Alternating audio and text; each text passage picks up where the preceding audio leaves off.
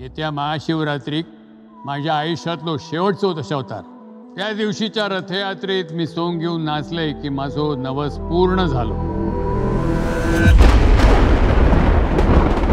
काही हजार वर्षांपूर्वीपासूनचं देवस्थान हे राखणदार.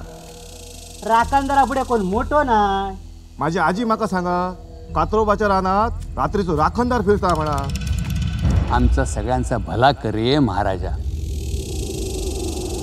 तुका हजार वेळा सांगलंय, प्रत्यक्ष यम जरी इलो तरी रात्रीचा घराबाहेर पडायचा नाही म्हणून. टेंशन तो होगा ना. अरे जंगल अपने बाप का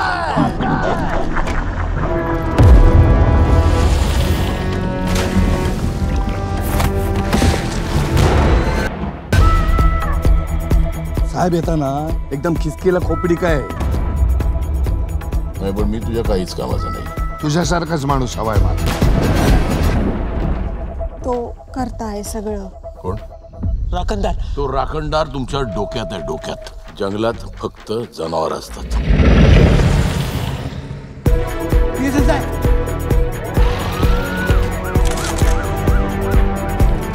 पण मी आहे ना, गांजील आहे, गांजील.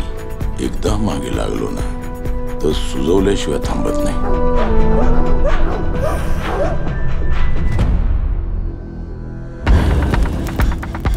अमोशाच्या रात्री हत्या झाली असा.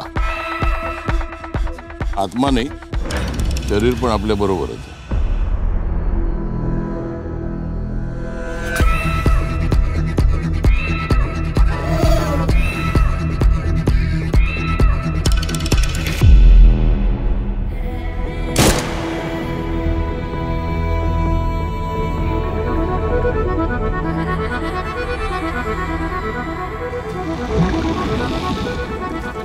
तो देव नाहीये गायब व्हायला.